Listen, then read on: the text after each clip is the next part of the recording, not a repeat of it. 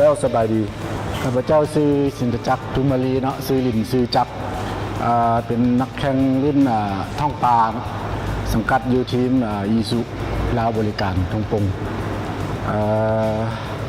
ในวันที่15-16 เดือน 12 จะมานี่เชิญชวนหมู่คู่แล้วก็พี่น้องที่ว่ามักหักในกีฬาออฟโรด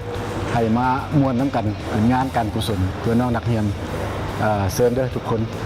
ร่วมน้ำกันเอาขอบใจ